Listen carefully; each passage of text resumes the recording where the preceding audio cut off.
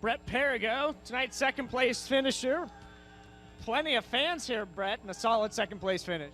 Yeah, I got to shout out the Turn 2 Terribles over there. They're all a bunch of good guys to hang out with and talk to. I really like them.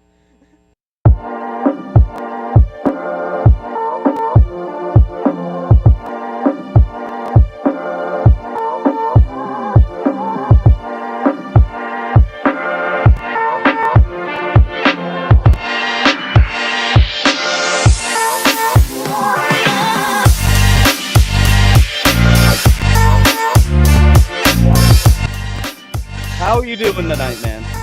Hey, I'm talking here. You know who you're talking to? Macho Man! I'm on my way to Monday Night Raw.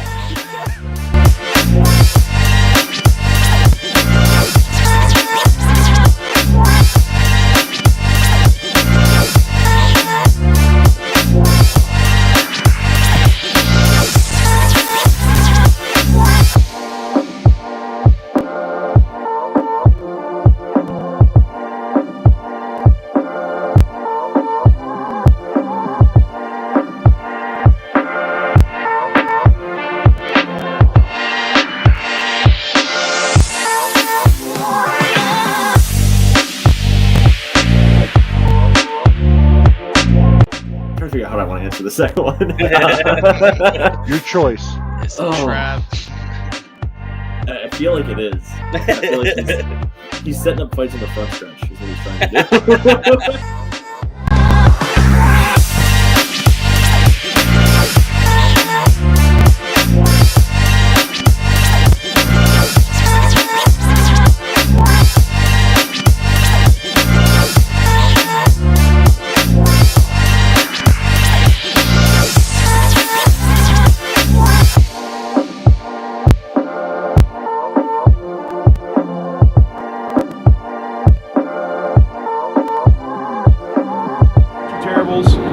Speedway. We've got Devin Gordon with us. At Keen Motorsports Shop here with Kyle Keen. Sitting here with Sean Keen. We're going to talk a little bit about racing history. Yep.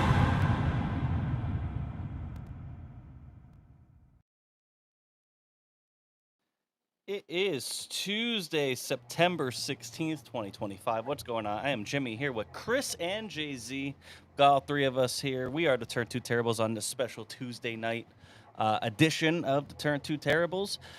We have a great show planned for you. We're going to go over this past weekend of racing here at Williamsgrove, Lincoln, and Selinsgrove.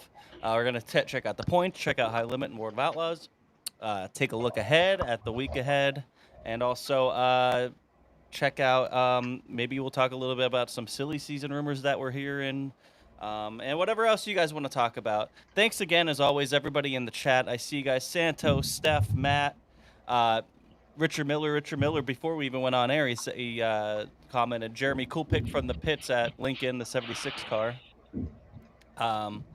So thank you. Randy Kopp, what's going on, man?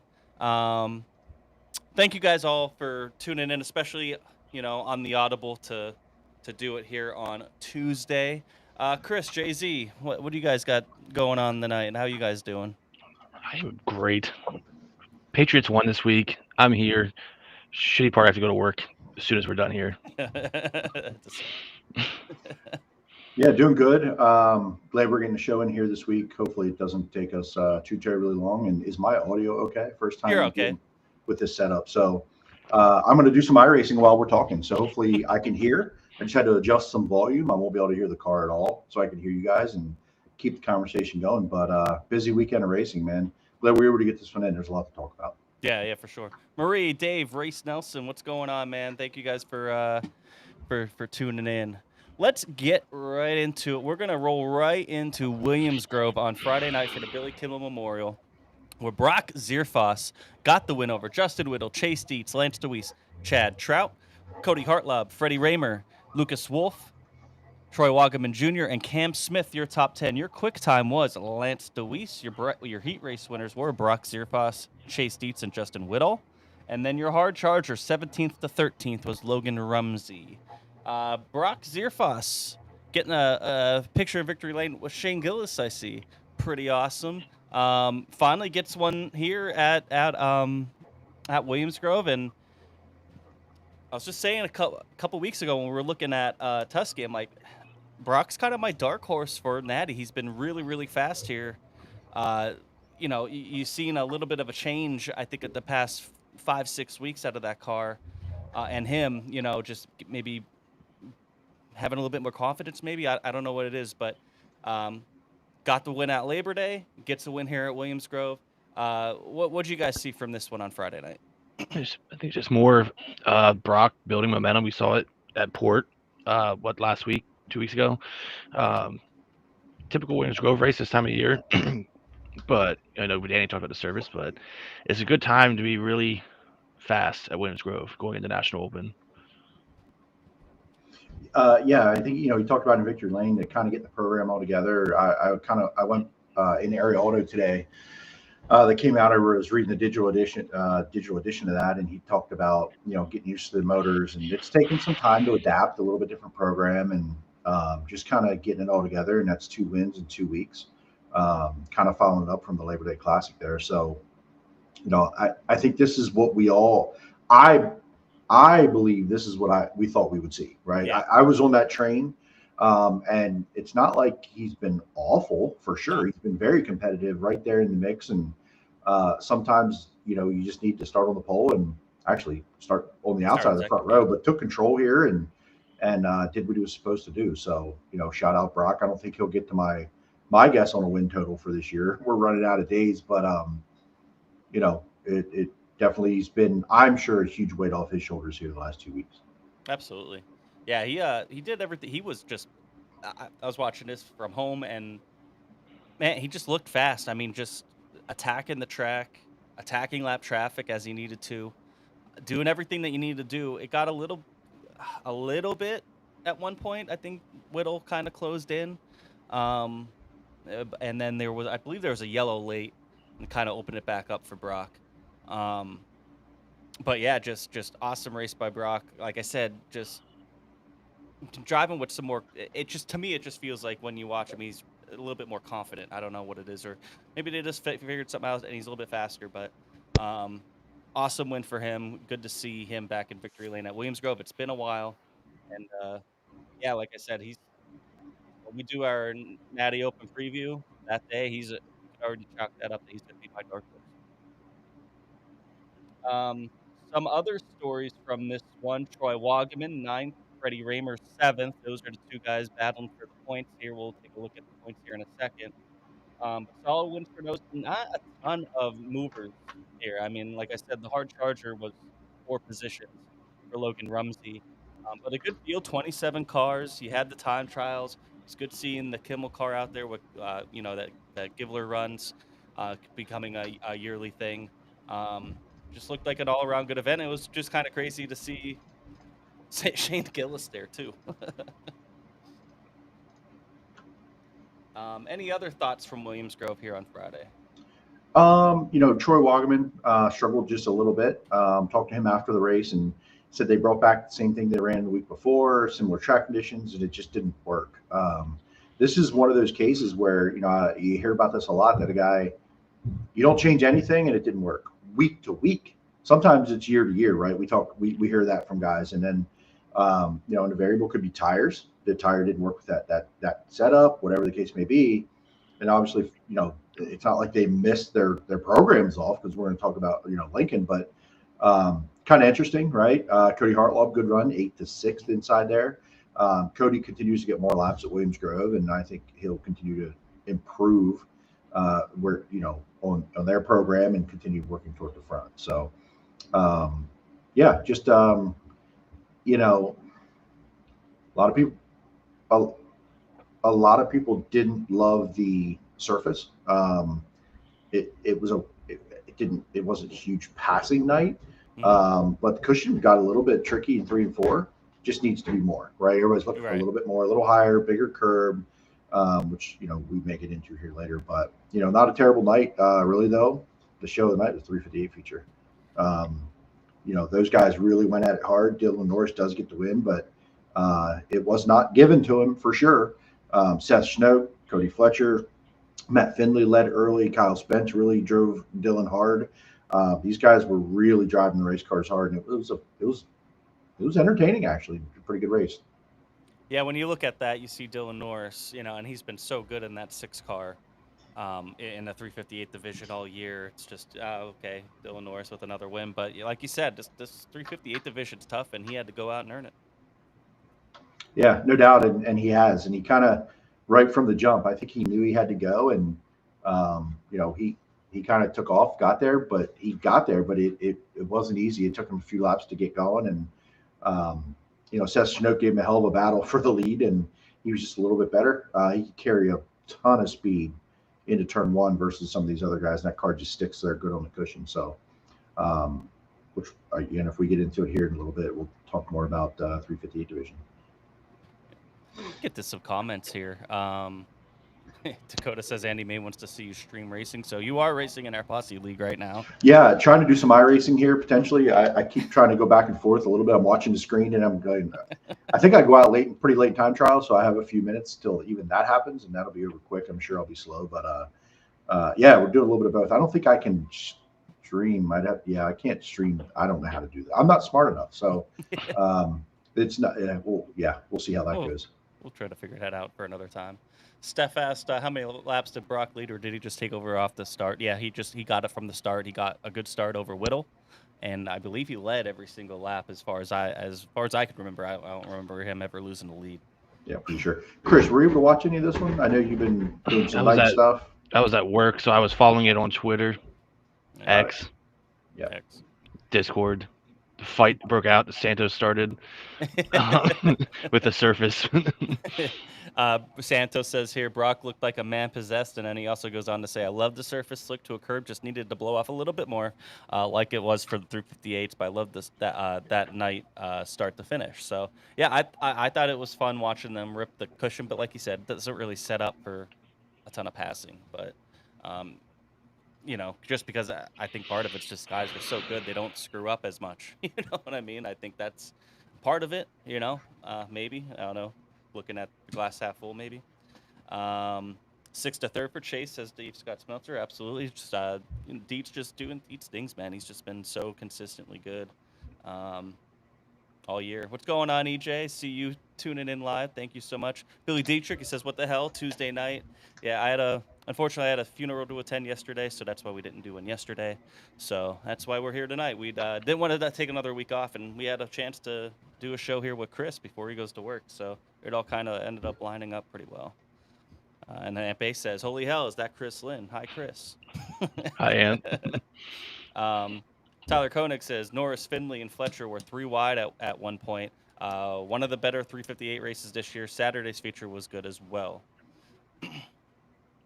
So let's take a look at the Williams Grove points, where Troy Wagaman leads by 265 points over Freddie Raymer and 460 points over Lance DeWeese, and then that's Brock Zierfoss and Cam Smith rounding out the top 5.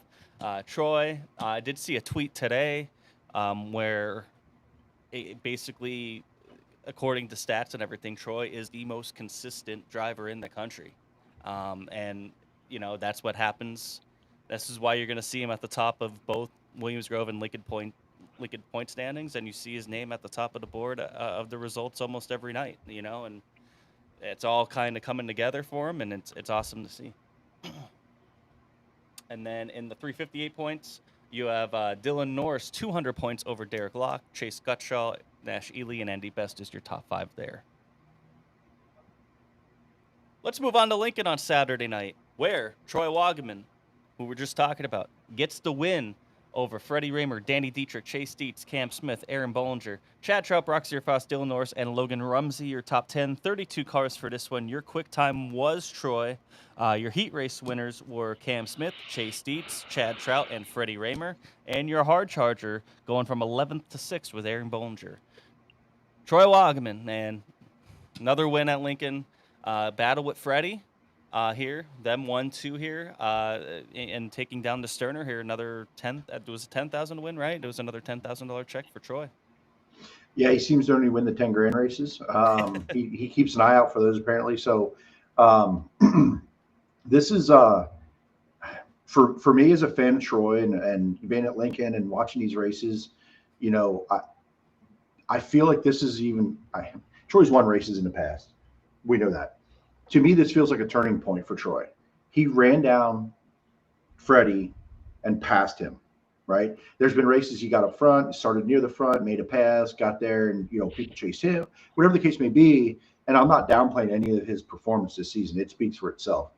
But this was a race where he started fourth. At one point, Danny was beside him while they were fighting for second, and he held that ground, got to Freddie, made the pass, held the lead, did his job. This feels like a turning point where it's like he's a threat from anywhere to win in the features. Mm-hmm. If this trend continues, this guy could dominate Lincoln Speedway for years to come, and he could very well be knocking on the door of the guy at Lincoln Speedway for many, many years. And this kind of had that feel of that performance of like, there it is. I'm going to go get it. I'm going to go get it. I don't care who it is, what they're doing. I'm going to figure this out and go get it. And man, shout out Troy. That was awesome. But I will say this too. Freddie got past and he didn't let him go. Like Troy was a little bit better, but not that much better where like he just kind of walked away with this one.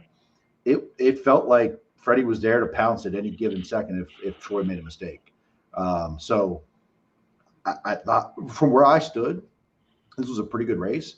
When I watched the highlights, I was like, oh damn, that's how I thought it felt. Like watching it, like Freddie was like, I want this win, So it was an entertaining race from where I stood. Chris? I think just we saw the Williams-Grove results. We talk about Troy's points standings leading into this. It's just every week he's either right behind Freddie or right in front of him, and we're getting down that home stretch of a month to go. We're starting to talk maybe about locking these things up, and he's doing what he has to do, even on like Williams-Grove a little off, but still only 2 spots behind Freddie. Like it's just good round team effort.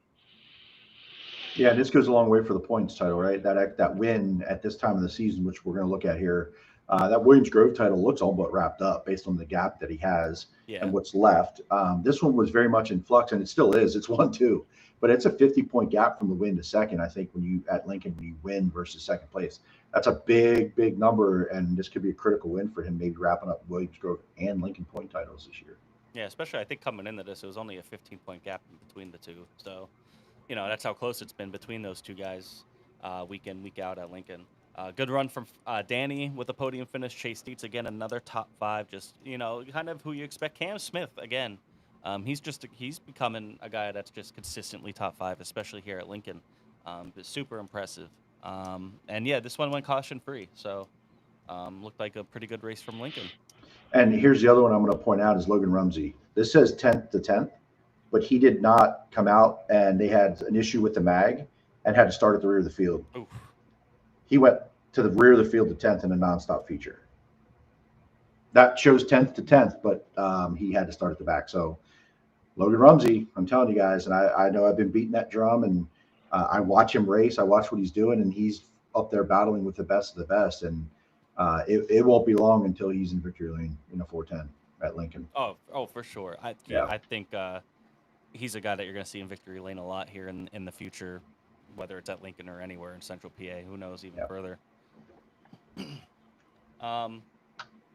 Take a look here at points, where now Troy is now 35 points up on Freddie Raymer, and then it's 655 points back to Cam Smith, he's been really good at Lincoln, and they have a 655 point gap on them, so pretty wild. And then Aaron Bollinger and Tyler Ross round out your top 5 there. So Lincoln is dark this weekend. We'll talk about that a little bit later, but I think there's 4 more races, 3 more points races maybe. I think 3. And one's an outlaw show. Yeah, 3 more points races here at Lincoln. So every single race and every single position is going to matter between those two guys. It's going to be fun to watch. Get to some comments here. Billy Dietrich says, I'm expecting wet tracks this weekend. And then that kind of piggybacks off of what EJ Shoemaker asked. You're curious what you guys were thinking about double D trashing most tracks in PA because of not enough track prep and burying the rubber into the surface. Then he went on to say Ohio tracks do a better job. I don't know. I see his point.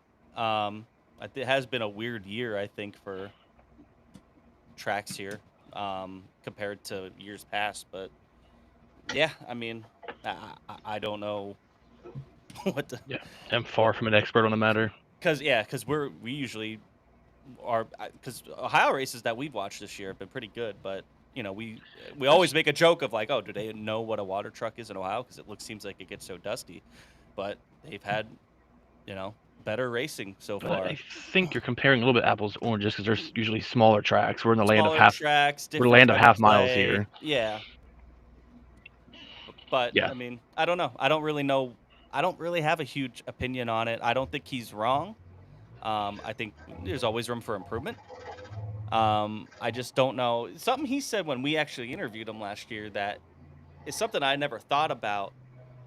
But because we were talking about Port Royal's track prep last year because it was right after the Tusky 50. And he was like, man, they got so much rain last year. Like, it was so bad there that maybe the clay, it kind of just changed because of all the moisture and everything. Maybe that's what happened. And ever since then, I'll give Danny credit. I've thought about that. I'm like, maybe, thinking a little bit more about weather conditions and not just that day, but the entire climate around the track for an extended period of time, how that could actually change the surface. So maybe that's part of it and it's just not prepared or what. So, but I do think you'll probably start seeing some different approaches because when Danny says something, usually stuff gets done.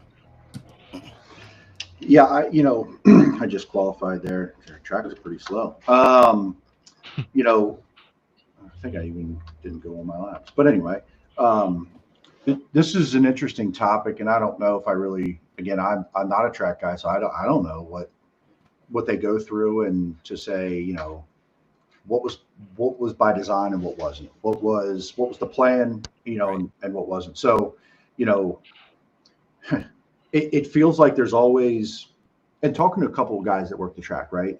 The variables that they have that they know and they don't know, equipment failures, water availability, whatever the case may be, earlier start time, and then it was 85 degrees, right? Lincoln had an hour earlier start time, sun's up, 85 degrees. That's not good for these racetracks. We know that, right? That's why in the summer they start later, get the sun down. We started it at 6 o'clock. It was 85 degrees. It's not supposed to be. There's all these like weird things that have been going on. Add in the tires, add in, to my knowledge, PA has very different surfaces than Ohio. You can call it what you want, and yeah, it's dusty. It doesn't do this, doesn't do that, but it's not even the same mineral composition. It's not even the same stuff. Yeah. How could you compare, like you said, apples to oranges? How could we to say, oh, they just do it better? Well, they don't even have the same, other than it being called a dirt track. There's nothing the same. It's different problems. So yeah. It's a million variables, and I think that there's always fans and drivers typically want something different. You see this in like NASCAR at the highest levels. They're still complaining about it. Fans want this, drivers want that, teams want this, and NASCAR wants that. Mm-hmm. It'll never end. It's been this way for a million years. Everybody wants something different. Fans want a good race, period, end of sentence. Drivers can want what they want, but if the fans don't want to show up and don't think it's good, then it's not good. Sorry. If drivers don't like that, then go educate the fan on what a good race is or something, right? Help out, right? Be a part of the solution, not a part of the problem. Driver can get out of the car and say they had the greatest time ever. That was the most fun ever. And they stunk up the show. Well, the fans didn't like it just because you did. Mm-hmm. So who's to say who's right here, right? It's who wants to pay it's who's paying the ticket. Right. Yeah. Unfortunately, it's the fans that drive the sport. Right. I don't want to take away from anything from a driver or their investments and the things they're doing, but the fans drive the sport. Without fans, we don't have a sport. We got to get the fans in the seats. If what Danny's saying, you need knows, hey, I know this is where we'll put fans in the seats. Let's do it. I'm here for it. Right, and that's what I was going to say. I think in this case with Danny, what he's preaching for is going to make better racing. In theory, because it's going to be not lockdown, hammer down, start in the front row at Selinsgrove and Way. It's going to be more like those summer national races where you had those pitchers like Brent battling for the win and the wheels, someone off the ground hitting the cushion hard. Things like that put variables into the racing that's more than just aerodynamics. That would then make the racing better. We all love watching Wolfgang's D to A main in 1990. That's never going to happen now because of the parity, but we all have that vision that it could. Macri won to score 50, 3 years ago from 19th. Yeah, and I think part of it too, as you were talking about with fans, I think there was a big push this year to let's get these races done at a decent time. So you're starting to see a little bit earlier start times. It feels like and maybe not as much time to work on the track in between. That maybe these track prep guys want as well. You know what I mean? I remember, I think it was Steve Steinley a couple years ago. I remember him saying something about the Labor Day Classic. It was a couple years ago, and how he wanted to work on the track more, but they didn't give him time. Because they're trying to keep a show going. You know what I mean, and not bore people with an hour and a half track prep as well. So I don't know. I don't know what the solution is. I think what Danny's saying is right, but I don't know if there's a clear cut, simple solution. We'll see. Let's see if maybe there is some wetter tracks this weekend. But we've seen wet tracks this year, and it's one lane. And then it gets what's a locked wet down. track do? It's one lane and it's narrow, and then everybody bitches because nobody passed, and they're hammered down, especially at Williams Grove. Mm-hmm. Especially at Williams Grove. Remember the night at Lincoln? It was so heavy, it rained, they got the thing in, they shouldn't have. It was muddy. It was kind of terrible. I think both extremes can be pretty terrible. Yeah. It's finding the happy medium, and that's why it's not easy. That's why there's so many variables. That's why this isn't like a perfect science to say we're going to get it perfect every time. But it's about the show. It's about the entertainment value. It's about the ticket sales. I don't care what the right answer is as long as they find it and we get people in the seats. Yep. So I agree with most of what he said. I absolutely full-heartedly agree because we're all with the same We want thing. the best product possible. We want the best product possible, and that's what should be putting people in the seats. So whatever the case may be. But if we get wet tracks this weekend and they don't develop a curb and you don't see much passing, then what? Yeah. Right where we are now, just complaining about it. Just complaining. Then we're complaining to complain. Then the format sucks. Right. Then we're going to go back to tires and wicker bills and this and that and the other thing about it. Well, at the end of the day, we got to figure out how to make the racing better, and I think everyone's trying. Talked to some teams this weekend, and the biggest variable is still the tires. Yeah. It's like they bolt on one tire and put on another one, and it gives them different results. And then it's not a perfect solution, but I'll be honest with you, that Lincoln race was pretty damn good in my eyes. I read Danny in Area Auto and kind of his interview about could have really what coulda, shoulda, woulda sort of thing, and where I started and where we finished. But when I watched that replay back, and there weren't that many laps left, he's battling for third without much lap traffic there. Seen him win that race before in that position. Leader was out there a little bit. Freddie was out there a little bit. Troy and him were battling for second. At the same time, Troy went on to win and he ran third. So, somebody got the job done. So might have just missed it a little bit. But to blame the track for that, I don't know is fair. That was a pretty damn good race in my eyes. I mean, whether Freddie won it or Troy won it, that was pretty good. Yeah. So, I don't know. I don't. We're just talking about the problems, not the solutions. And I'm not the guy that has the solution. Except we all want the same thing. We all want to see great racing to get people in the stands. Speaking of fans in the stands, let's move to Sunday at Selinsgrove, where Anthony Macri grabbed the win of the Jim Nace Memorial National Open at Selinsgrove over Danny Dietrich, Brock Zierfoss, Justin Whittle, Chase Dietz, Lucas Wolf, Gerard McIntyre, Ashton Torgerson, JJ Loss, and Steve Buckwalter, your top 10. 26 cars showed up for this one. Awesome to see finally a full field at Selinsgrove for the first time in a while. Your quick time was Cody Lehman, setting quick time. And then heat race winners were Danny Dietrich, Anthony Macri, and Troy Wagaman. And then Gerard McIntyre was your hard charger, plus 10 positions, 17th to 7th. Anthony Macri, though, gets this one done. 40-lapper. You had the fuel stop and everything in the open red in the middle. It's not just a fuel stop anymore. Brock Zierfoss led this one early. And then, once Anthony got out to the lead there, Danny was very, very fast as well, it looked like. I wasn't there. I had a shout out to our buddy George, who FaceTimed me basically to let me watch it because I wasn't able to make it. but it looked like Danny was pretty fast and. But it needed a little bit more help maybe from lap traffic to be able to get there a little bit sooner. He didn't really have enough time once they got back into lap traffic. But Anthony Macri, man, ripping the fence there. It looked like a really nice wide track, full grandstands. There was a hell of a battle between Whittle and Dietz, and they seemed like go back to like 8th or 9th and then get right back up to like 3rd, 4th, 5th. A lot of battling there between it felt like at least from what I saw from my point of view. Jeremy, you were there. What'd you see? Yeah, you got a lot of it right there. I think the second half of that, there was guys still trying to run the top just to get some clean air, and it kind of went away. It would look at moments like there was momentum. They could get it there. Like Chase really committed to the top for a long time to try to make it back up a couple spots, but you could tell the bottom was just getting better and better and better. And when the top two were running the bottom, the track was wearing out a little bit. I really do believe, and there was some tire wear coming into play. Anthony talked about conserving tires. It was a 40-lap race.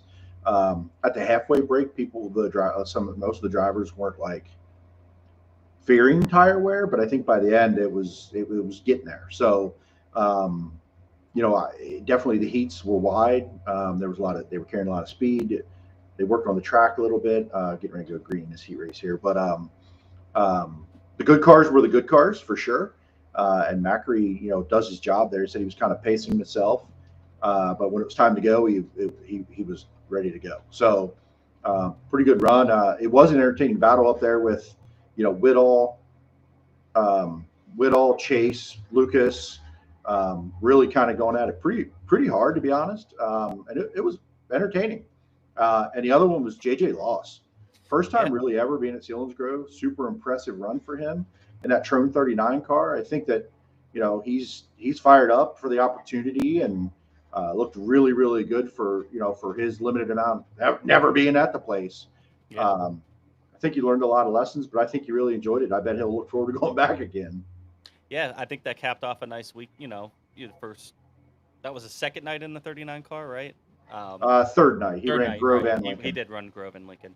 So a nice way to cap off the weekend. You know what I mean? Just getting a top 10 finish here and just getting a little bit more comfortable in that car. Awesome to see that. Somebody else that was here that was two other drivers to note here were Troy Wagaman Jr. and Lance DeWeese. Troy was also up there in that top 5.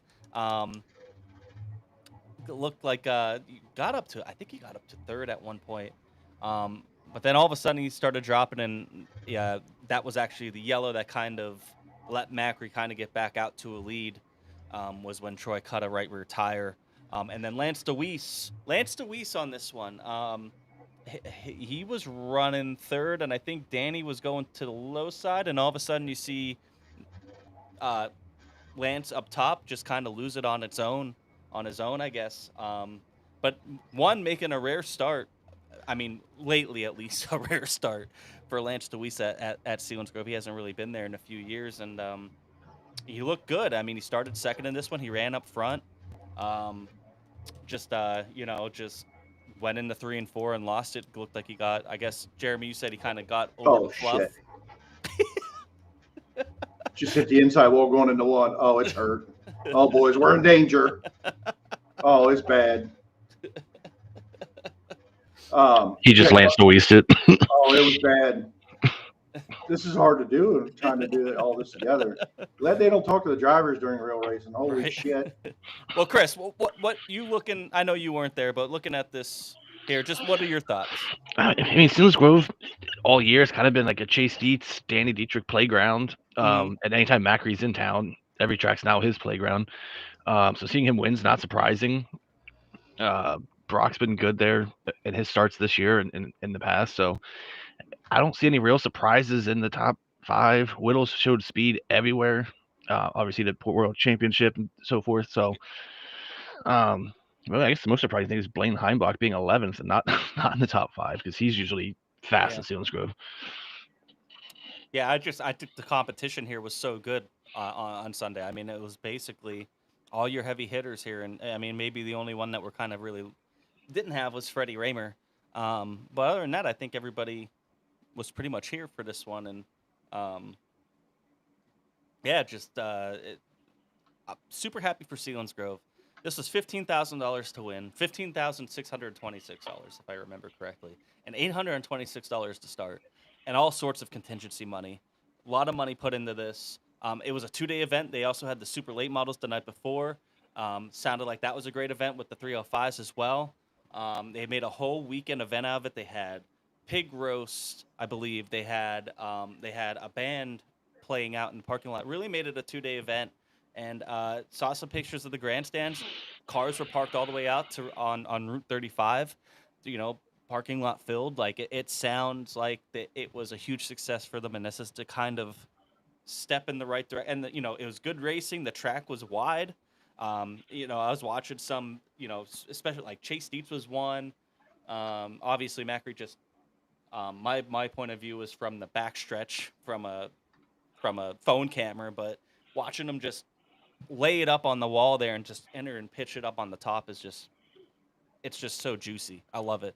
I know it's fast and maybe doesn't produce a ton of passing sometimes, but I mean, there's a lot of movers and shakers here. Guys came forward. It's just once you have these fast guys out in clean air, it's hard to catch them. Right. I think so. Selinsgrove's needed this momentum to kind of end this season, get a much better start going into next season for sure. They had that successful event with the limiteds and supers a couple weeks ago when I was there with Brett. Decent crowd for what that show was, and the event itself ran smoothly, and that's what I think teams and owners and drivers and fans want to see from Selinsgrove after the last few years. So it's all positives, I would say. Yeah, this just talking about the event a little bit. The fireworks show was incredible. Oh yeah. Maybe I just haven't seen fireworks in a while, but holy shit, they went on forever and they were really good. Great show, and they shot them all from the inside of the racetrack, not outside where the flag is and outside. They shot them from the inside of turn 3. It was like I can't believe they didn't fall on me where I was standing. It was crazy. But the place was packed. Talked to a few people. Like I've started. This is just my opinion. I'm starting to lean toward 3 races, 410 races a year to start. Mm-hmm. This race they just did, a high limit show and a speed week show. If you pack it out, you bring the cars, it does well, then we add a Sunday somewhere, right? Where BAPS is off, where it works with these tracks and work together. There's still room to, there is still room, but you can't oversaturate it. I think attacking Fridays was wrong. I think it was, my opinion, I just think it was the wrong attack angle for a lot of reasons. And I appreciate their aggressiveness trying to make it work and go at it, but I don't know how long they can afford to do that, to be honest with you. I don't know that answer. I don't know their deal, but this was a great program. And if they could make this 3 times a year, I think everyone would be pretty happy with this. Yeah. I think I'm more on the side of like 4 or 5 a year, I think, because the Kramer Cup too, which will be in October. They still have one more 410 race here this year. So I think like 5 is a good number, especially if you can make it one a speed week race, one a high limit race. You could spread that out. I mean, they start in March, they end at the end of, in October. You get 5 in there, whether it's but again, like you're saying, working together to make it work is the key. And I understand why they did Fridays, because if you look at their schedule from this year, they kind of just threw a bunch of stuff and see, hey, what, they lost their weekly divisions when everything went to shit the past few years. So if they want to be a weekly track again, they have to find out what divisions are going to be able to show on what night is going to work. Because obviously Saturday night, it's tough with Port right down the road. And then also being a late model track. We'll see what happens next year. So I understand why they took a shot at Friday. I think the perfect Fridays for them would be Kings Royal Week, Knoxville Nationals Week, when Williamsgrove is dark. Yeah. We have a lot of teams around here that have nothing going on. Make them a decent paying show. I'm not talking about 410s. I'm talking about them just finding a weekly 2, 3, 4 weekly divisions that they rotate, and a night that they can count on that this is going to be our night, instead of, hey, we're Friday this week. Oh, maybe next week we're Thursday because we got modifieds in here. You know what I mean? I think that's what they're trying to find. They pieced together a schedule this year that on whatever they can get, and maybe they'll be a little bit more working together to help that out. I don't know, but we'll see what next year brings. But I think, like you all said, huge step in the right direction. A lot of momentum here, and we'll see what happens in October with the Kramer Cup. We'll see what happens. October is usually weird because sometimes you get maybe some new guys in cars. Some teams are already shut down. So I wouldn't expect any more than this, but you never know. The other thing I want to shout out real quick, we're going to restart the same main here. Cody Lehman, quick time. Mm-hmm. I was like, I walked up and obviously Mrs. Nace was there and handed out the check for the Fast Tees Fast Time Award to Cody Lehman. I said, Cody, you realize that everybody's going to realize you're fast and you got to do this more often now, right? So, we had a good laugh with that, and it was fun making a quick time post with Cody Lehman on it. I was like, I'm a Cody Lehman fan. I like that guy. I like Kerry, and I like that whole crew. So that was really cool. Really cool to see. Kerry here says, huge props to the Selinsgrove crew. We love to see it. Every time I've been to Selinsgrove this year, I've been super impressed with just how organized they seem to be compared to what was. But I think they're doing a fantastic job this year all around.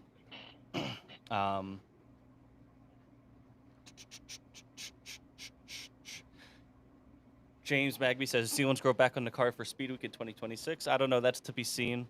We'll see. Hopefully.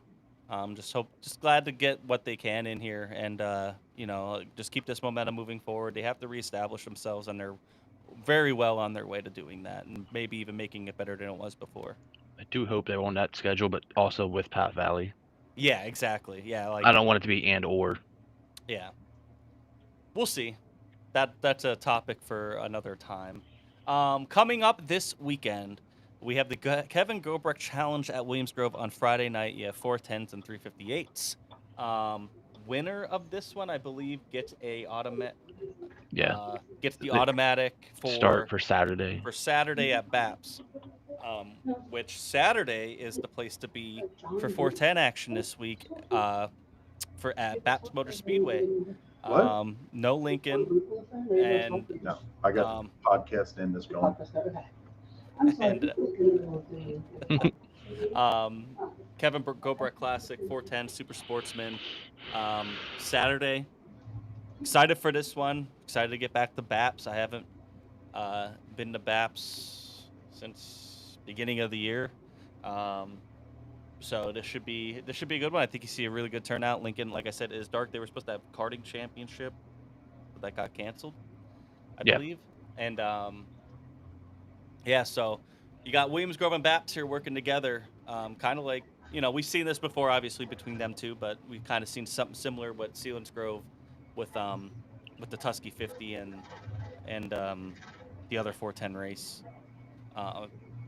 But yeah, I'm super excited for this. And then also just to shout out Selinsgrove here, Friday night is their back to school night. They have twin 20 super late models. There are URC 358, 360 challenge, along with past 305 sprint cars, a pretty good card there,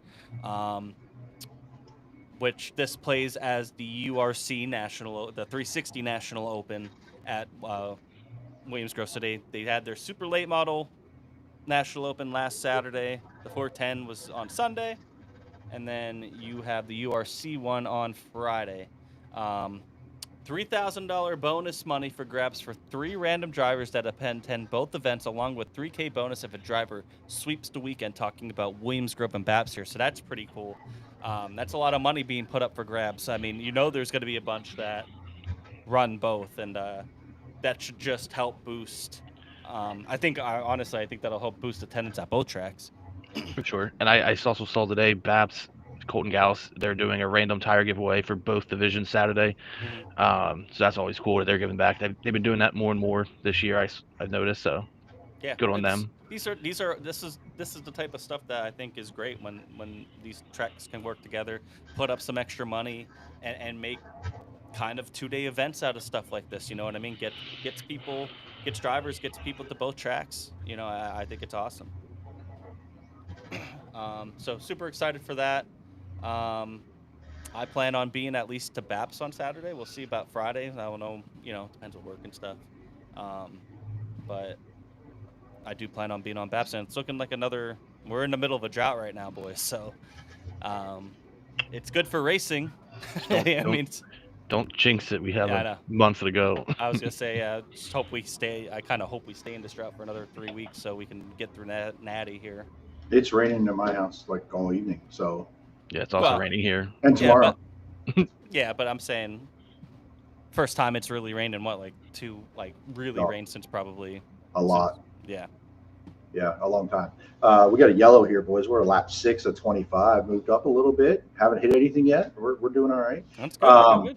Yeah, looking forward to BAPS this weekend for sure. Wasn't sure if I was going to be able to make it. Looks like I will now. Probably going to take Friday night off this week. Not anything in particular, just I'm picking this week. So there's a lot going on here at home. Maybe go up and see my daughter at college, spend the day with her a little bit. So do that and get to BAPS on Saturday and then figure it out from there. But looking forward to BAPS. Hopefully, what does the forecast look like for the weekend? It looks Sunny. Good. Yeah, sunny Looks and good. very little chance of rain. Heck of yeah. now, So, I think I might bring the camper up to BAPS. I never camped at BAPS, but I know they have some camping there, and I won't have to worry about driving back, because BAPS is like one of the longer trips for me. Yeah. So, I'm pretty excited for it. So, yeah. So some good options here still this weekend. Lincoln is dark, and obviously Port Royal's done, but you still have Williamsgrove and BAPS running 410s, and then you do have the URC race Friday night as well at Selinsgrove. Let's take a look at High Limit, where they were at Lernerville this past weekend. So you had a couple of our posse guys go on out there. You had Macri out there. You had Logan Wagner out there, Ryan Smith. I think there was one or two others that went out there. But Friday night, Tanner Thorson from 12th to 1st, getting the win over Brad Sweet, Dason Persley 3rd, Justin Peck, Cy Lynch, Ryan Smith, Rico Aber, Giovanni Selzy, Brent Marks, and Justin Sanders, your top 10. Anthony Macri 11th, Logan Wagner 12th. Tanner Thorson, man, and we're going to talk about this here in a little bit, but man, he's really improved, turned a corner here, I think, past 2-3 months here. And this is his first real His first points paying high limit win. points paying high limit, like full points paying, not a prelim night or anything like that.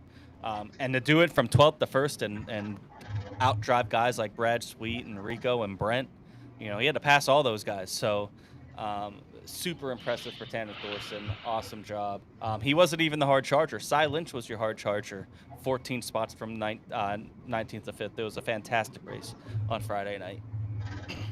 Yeah, super cool for Tanner. They've been knocking on the door, and he kind of talked about it after. That he loves that place. It suits.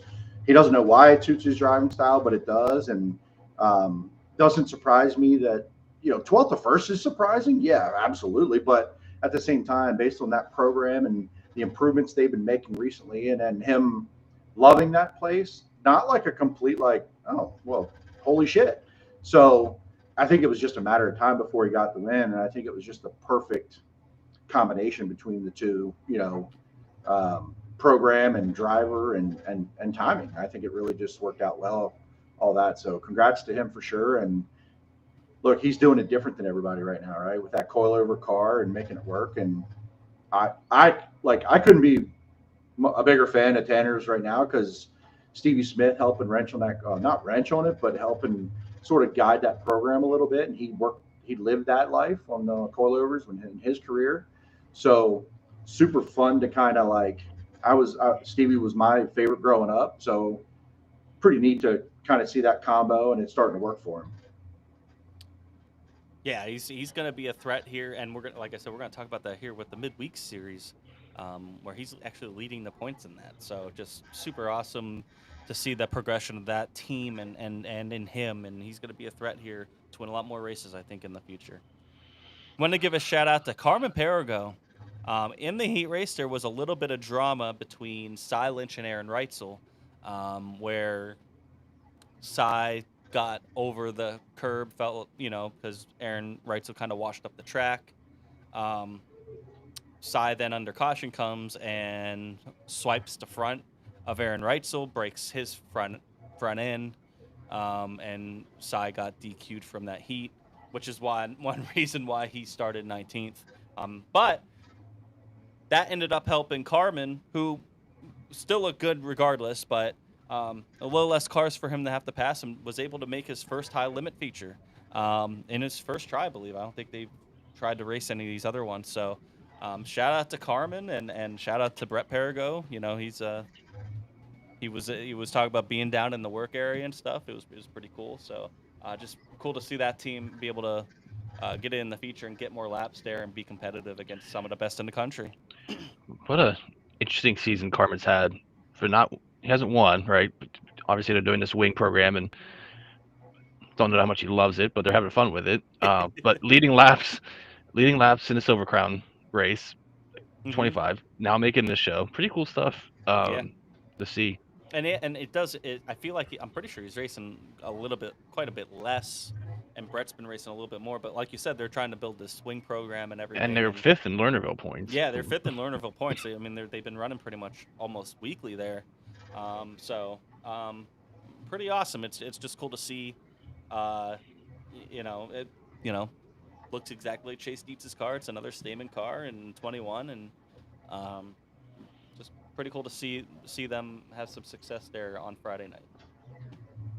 And then Saturday night, I was jacked up for this one. Dason Pursley getting his first win over Brad Sweet, Ryan Smith, Rico Abreu, Justin Peck, Parker Price Miller, Tanner Thorson, Logan Wagner, Anthony Macri, and Giovanni Scelzi, your top 10. Dason Pursley started on the pole. He did fall back at one point, ended up driving back around, was really making the bottom work, and was able to get back around Brad Sweet and pick up his first high limit win. This is a guy that's been really, really getting better every night. You're really starting to see it come around here. Those two guys, both Tanner and Dason, and just super impressive, super happy for Dason and that 13 team to get their first high limit win of the season. Oh, we're almost done. 3 to go, boys. I'm in 5th. Got Andy May and Dakota in the Kimmel car right in front of me. All right, I'm almost out of fuel. Uh-oh. Should have put the bigger tank on it, boys. I'm in danger. Taking a look at high limit points here and some of these awards coming up. Rico Abreu leading the drivers' points by 25 points over Brad Sweet, 120 points over Brett Marks, and it's Justin Peck, Tanner Thorson, Aaron Reitzel, Dason Pursley, Brenham Crouch, and Tyler Courtney and Cy Lynch, your top 10. And then if you take a look at the owners one, which is a little bit more financially important. Yeah, a little more financially important. Rico Abreu now has taken the lead back from the 87 of the Rigid Sun Racing entry, but only 19 points and then 25 points over the Casey Kane 49, which is Brad Sweet, and then the Classen Marshall team is 4th. And then it's to Brent Marks Racing, Rudine Racing, then the 88, the 13, the 14, and the 5 round out those there. And then the midweek money series competitor here. Actually, I think I had it. Tanner Thorson is going into the final midweek race, or 2 more races left. 13 points up on Brad Sweet, 18 points up on Rico Abreu, and 25 points up on Aaron Reitzel. So he's been doing really well in this midweek stuff. And they have one this week at Lawrenceburg tomorrow night. That's one of the 2 races left, so something to keep an eye on will be the points there. Also, Lawrenceburg, and then we go into 4 Crown this weekend, Friday and Saturday. Before they come back to our area, they go to Bridgeport and Path Valley next weekend. But you got 4 Crown, you got Lawrenceburg tomorrow. I love Lawrenceburg. I think it's an awesome track. Excited to watch this one. And then 4 Crown this week, which they have announced a little bit of a different format coming for 4 Crown this year. Obviously, you have 4 different divisions there. So they're trying to kind of maybe save some time here between Friday and Saturday and still keep it, even, fair, I should say. But for high limit, they will follow the normal high limit format on Friday night. The top 3 or 4 finishers from Friday's main, depending on the car count, will lock in. So basically the way I'm reading it is that Friday results will basically count as your Saturday time trials. because they will then they will lock into the fastest transfer, your top 3 or 4 finishers, depending on how many heat races, and they'll do their normal invert. There will be no dash on Saturday, but basically, and there won't be any time trials on Saturday either. So it kind of helps save some time. There's some different points and everything there for qualifying and the main. So I shouldn't say that it doesn't really count as your qualifying order because there's points here, but those top 3 or 4 will lock in as your fastest transfers, and they'll start 4th on Saturday's heats, and then the rest are lined up by your points, if that makes sense. So yeah, a little bit of a different format for high limit, and it will also be for USAC as well, for the sprint cars and the midgets. Thursday, they'll do qualifying on Thursday. You'll have heats for the sprint cars and the midgets. Basically there's no normal format on Thursday, and then they'll have a feature on Thursday, and then no qualifying on Saturday. They'll have just 4 straight heat races for that, and 2 midget heats, only 2 midget heats, which they could have 30 midgets, and they're going to be huge heats. They're going to be seated by Thursday's finish. They won't be running Friday at all. So I'm assuming it's going to be sprint car. It's basically what it sounds like is midgets and sprint cars on Thursday. You have Silver Crown and High Limit on Friday, and then pretty much just not too much prelim stuff, but you'll have all 4 on Saturday night. I like this move because this, even though maybe it takes away a little bit from the whole 4 crown idea, but I mean, when you get as many cars there, and this race can end, like if you're trying to watch all the features, it could drag on to 1-2 o'clock in the morning easily, especially if you have any sort of delay. So I like it. I personally like it. Yeah, I think it's good. And then looking at some other awards, they also have the most improved driver for High Limit, and that is basically who improved the most from the first half to the second half. Right now, Cy Lynch is 4.43 positions better than what his average finish was in the first half of the season. He was averaging 18.6 in the first half. Now he's 14.8. He's battling that with Dason Pursley. He was averaging 14.9 in the first half, now averaging 11.9. So he's, and they have 11 races left. So there's a lot of time here to kind of improve that. But a cool thing, on top of everything else, they have this improved driver. I'm not sure exactly. It's $5,000 to that driver, who's most improved. So pretty cool, I think. That's pretty neat. I didn't even know that existed. I think that's kind of interesting, though, looking at both of those guys. It makes sense. It's kind of what we've been, kind of feeling with those guys. But, I mean, look at Dason, basically post Port Royal in the spring there. Yeah, he's been top 10 almost every night. And then Port Royal late here, he had Eldora wasn't great, Tulare. But, I mean, skip that. He's been really good the second half of the season.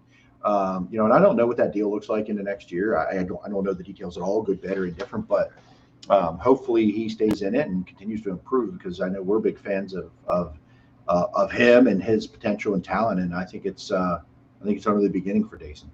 Yeah, I agree.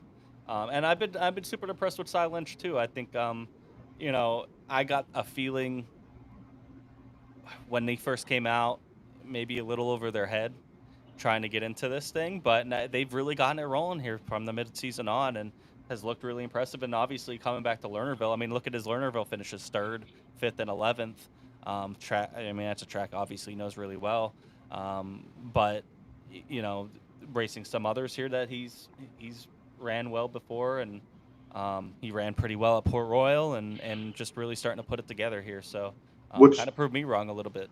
Well, what's really helped him is he's gotten opportunities because he time trials so well. I think he was tied for the lead in the most amount of quick times with him and Reitzel. So he's setting himself up for good nights and getting into dashes and things, and running up front with fast race cars, and that helps you an awful lot learn how to be fast when you're racing fast cars. So at least that's what I hear. And I think he's a guy that could be, looking at a place like Eldora here, or even any of these left, he could be a guy that could maybe get his first win.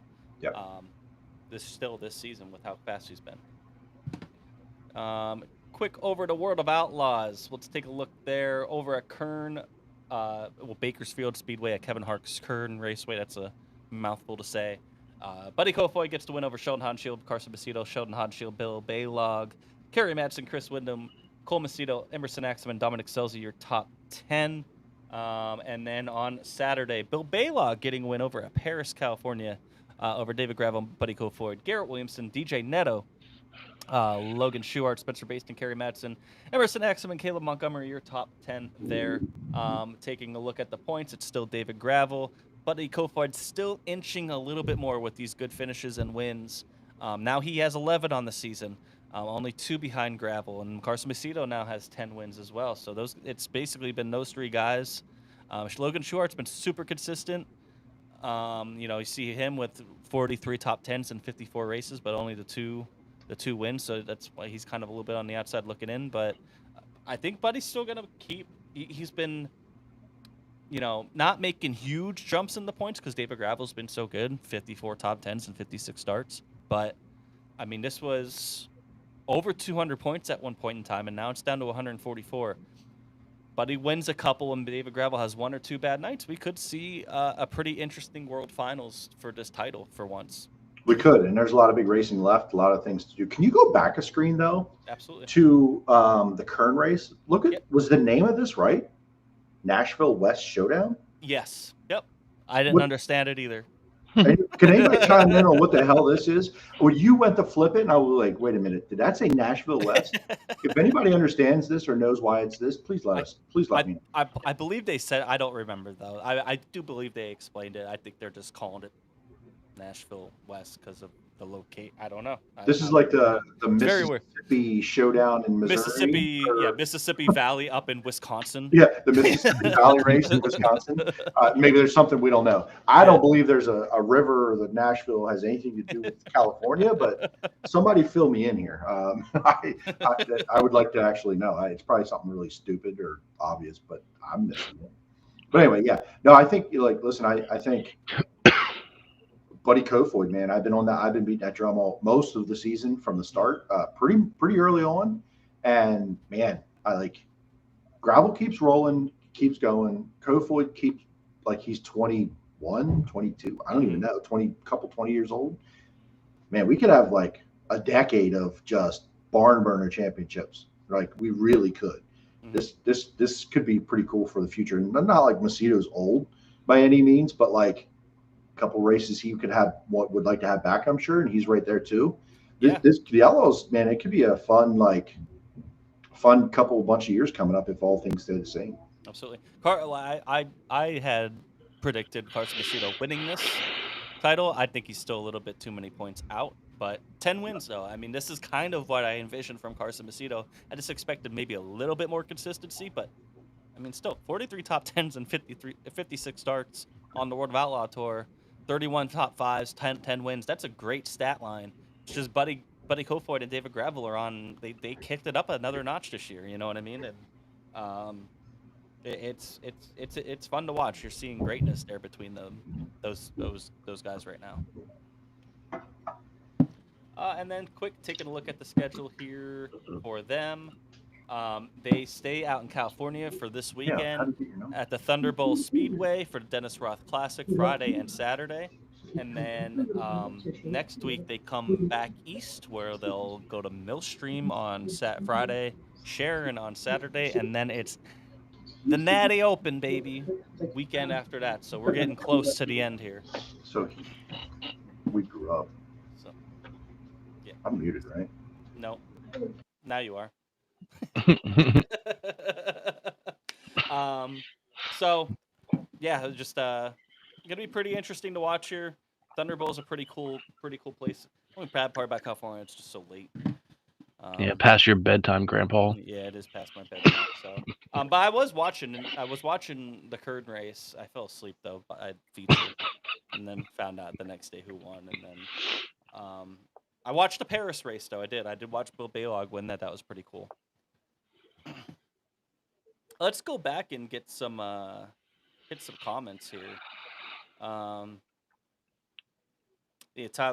about the 4 Crown, save time, especially for Saturday. Silver Crown is qualifying on Friday and then racing on Saturday, which is kind of normal for Silver Crown. But it's saving some time. Jason personally is racing all 4 divisions. I believe he did that last year, but I think this year you're looking at a guy that, he has a lot of confidence coming off of Lernerville. He won 2 out of these 4, I think, last year, if I'm remembering correctly. I think he won 2 of them last year. I could be wrong, but I mean, he's running all 4. Got to be somebody to watch. Always cool to see these guys do double, triple, quadruple duty. Santos goes, very in-depth answer there, Chris. Yep, I think it's good.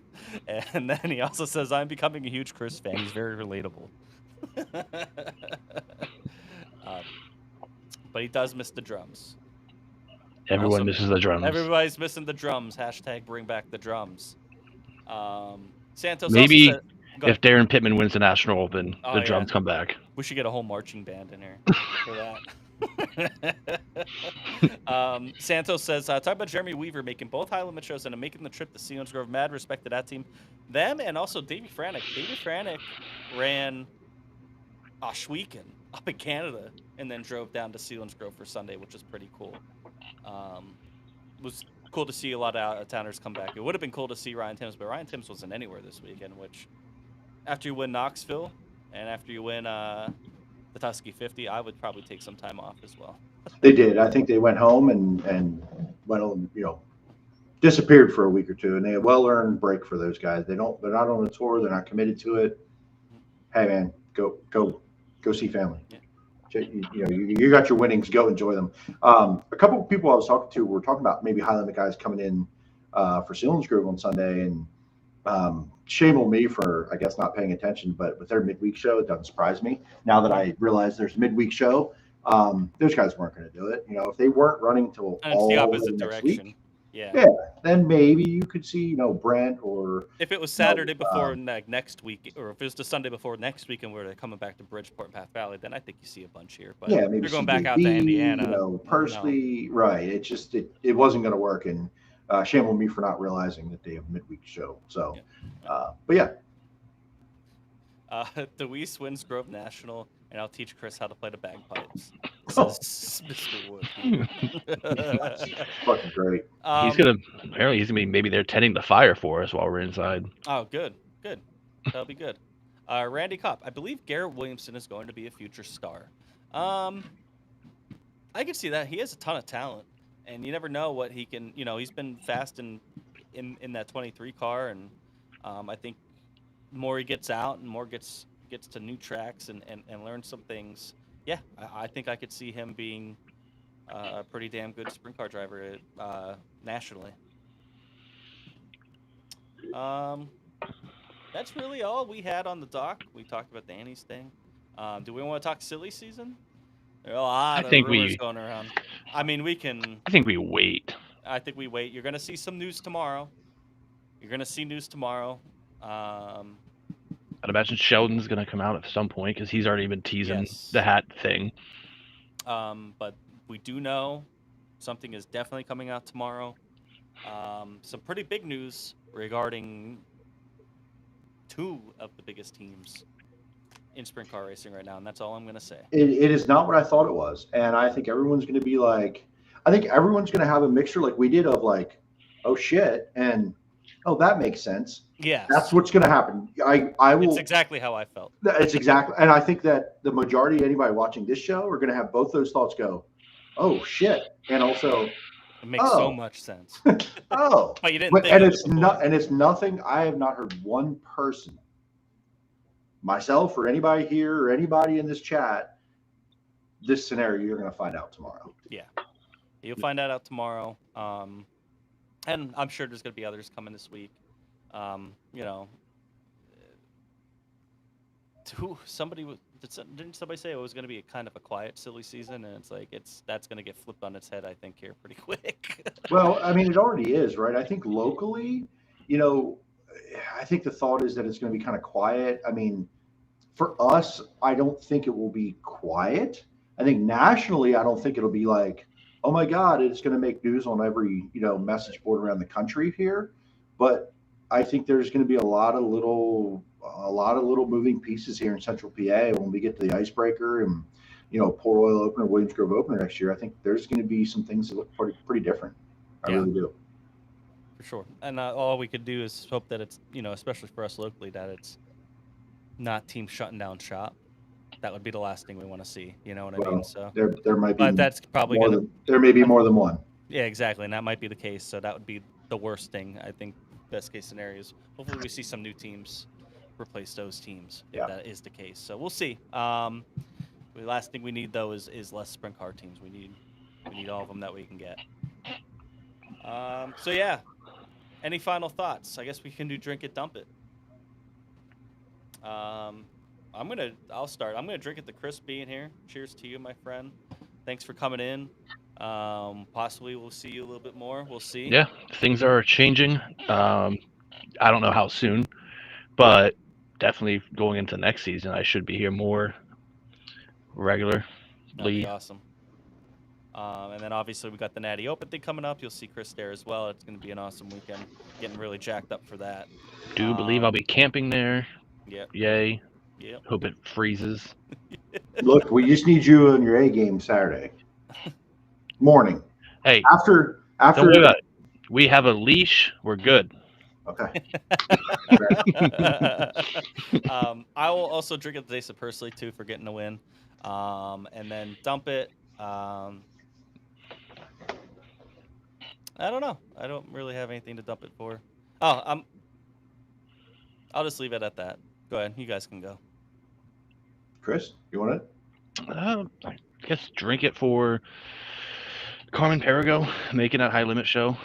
Take the low hanging fruit there for our Perigo buddy. Don't really have a dump it either. I mean, I didn't get to see much racing, so dump it to that, but you'll have that. I'm gonna drink it. I'm gonna steal I hate the idea of multiple drink it's, but I'm going to. Logan Spar, 350 debut. Ran second in the heat. Started near the front of the feature. He learned a lot of lessons in that feature about 358 racing at Lincoln Speedway. So definitely, between feel the car. But what was great to see was he didn't look out of place, and definitely have seen that before. Guys move up. It's more power. New car, it wasn't their own stuff, whatever. Definitely did not look out of place. So that was very cool. So shout out to Logan getting there. Jaden Wolf, another great run. Jaden loves hearing his name on this show. So shout out Jaden Wolf for doing something cool. I don't know what it was, but no, great run there. And this is kind of it's a second place run, but Cody Fletcher had a great weekend in the 358 division. And at Lincoln, Dylan Norris won the 358, swept the 358 weekend and the Summer Series points. But I'll tell you what, he got the lead at Lincoln, and Cody didn't let him get away. He was really, really good, and those two were kind of the class of the field a little bit there in the 358 division. So shout out all of those folks and Dylan Norris. I mean, that 6 car is just on rails right now. So dump it, man. Whew. My buddy Josh Harner, 358 guy. There's probably not a lot of people that know that name. Very low budget, part-time, pretty much destroyed the unit car he had. Might be calling it a career, or at least for now. Definitely for this year. They don't know if they'll be back or not, but got to know him in the pits a little bit last year. So kind of dump it to him in that deal. And the last thing you want to do is going out and not be able to sell any usable parts. So if you're going to go out. So definitely not the way he wanted that to end. So hopefully we do see him back on the racetrack, because again, we never want to see cars go away. So I'll leave it there. Before I get to you, I do want to do a quick dump it, personal. My grandfather did pass away. It was one reason I wasn't here yesterday. So definitely cheers to him. And also found out my one cousin, he'll be going in for pretty major surgery tomorrow. So thoughts and prayers to him. If anybody could give some prayers out to him, can use it right now. So been kind of a little bit crazy here, but cheers to both of those guys. get to some of you guys here. Marie says, drink it to Pursley and Tanner. Agreed. Matt Bird, drink it to 3 good nights of racing. Part-time Chris back in the show. Dump it to Chris being sober and no drums. Let's just go with the no drums. I mean, it's more fun with drums than not being sober. Did you have to give the drum set back to your daughter or what? I kind of forgot about it. Yeah. I've been gone so long; it's not been here. Yeah, it's just I lost my skills. I lost my skills. Yeah, he's got to go back and practice. That's why I have my bow laying back there. I forgot how to use that too. Mandy says, drink at the Zerfoss, Bill Baylog, Thorson, and Pursley. Selinsgrove for getting 26 cars. Mr. Part-Time showing up. Go Birds. Oh, yeah, go Birds. Dump it to Cody Bova for going to ride. That was, I don't know if you guys saw that. His time trial. That was a big one at Fremont. Jacksonville Speed. Oh, we didn't talk about this. Jacksonville Speedway for waiting so long to throw a red flag. I don't know if anybody saw this clip. This was a disgrace. That was insanity. There was a car flipped over right in front of the grandstand. Now, granted, the grandstand at Jacksonville's on the inside of the front straightaway, and they're looking at the rest of the track. But you had the announcer calling for 4 laps to throw a yellow or a red, and they just nothing. It Like was 3 awful. laps. It was so embarrassing. Luckily, everybody was okay, but that is one of the most embarrassing things I ever saw for a track. I know they're embarrassed. They came out with a pretty good statement. You know, not necessarily defending their actions, but taking ownership of it, and I like that. But it was bad. You can't have that happen. You got to figure something out there. Yeah, speaking of racetracks and social media posting, Jacksonville, man, it's really unexcusable. Do appreciate them taking accountability, and it looks like the person who wrote the post was the person who was responsible. Man, as a racetrack, all you want is your drivers and fans to be safe. They failed. Yes, they failed, and they know it. They're taking things to do it, and that is a unique place. And it was what I read in that post though kept saying about he got pulled away to do something else. There should be nothing more important than if you're the guy and you're the one in the grandstand and you're the one watching that area, you can't leave your post. You can't for anything. If the green flag is waved, it is your job to be on that post. So I read it. It didn't sound like a cop out or an excuse, but it really kind of was, and it's bullshit. And you could write it all you want, but man, they could have lost that racetrack if somebody got hurt. Yeah, absolutely. Think about it. Somebody does get hurt or that driver's hurt, they're going out of business. Plain and simple. It's that much at risk. So that's number one. Number two, is it Tri-City made a post about getting bashed? Yeah, I saw it last night. Was that a Chat GPT? I think that was just post? straight chat. That's what it seemed like. Yeah, It's a joke. Like, it sounds like the biggest whiny crybaby bullshit I've ever read. Like, it's social media. Like, have a little bit thicker skin in this case. Like, why? I don't think they made themselves look any better by writing this and just saying, "Woe is me, look at us." That people don't like us on social media or something. I couldn't even get through all of it. It actually, I got bored. It was pretty embarrassing. So do better. Yeah, just do better. I get it. You know, you want fans to see the business side of it, and why decisions have to get made at tracks, maybe. But there's a way to go about it, and that's not the way. Yeah, agreed. Santos, I'm going to think outside the box. Drink it to Ashley Capetta for all she did for the Weldon Sterner on Saturday. She always does such a great job with that. And it looks like it was another great one on Saturday as well. Was a badass show. Will forever be a memory for myself. And then he goes on to say, dump it to Reitzel, Cy Lynch, that situation. No, I'm drinking it to that one. Let's keep it going. Honorable mention, as always, to you guys for another awesome show, as well as Chris to make a rare appearance on the show. Thank you, Santos. Randy, drink it to Tanner on winning. Dump it to Cy and Aaron getting it together. Again, let's drink it to that. That was more of that. Hey, we're talking about it. Let's, Hey. Randy makes a good point here, though. If Cy would have started in a better spot, who knows what could have happened? Because he did. I mean, he came up 14 spots in that one. He was really fast. If Aaron didn't do that and Cy retaliate, Aaron might not have lost the points lead.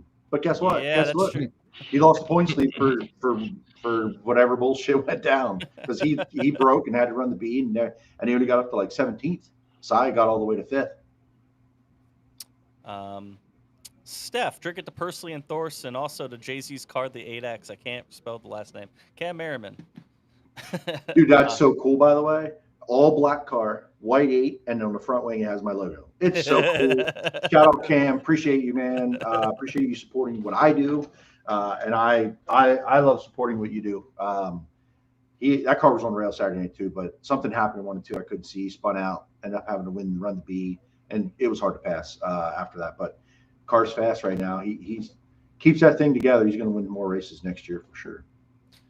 And dump it to racing season coming to an end in a few weeks. Screw winter, we don't need it. We still got a couple more weeks.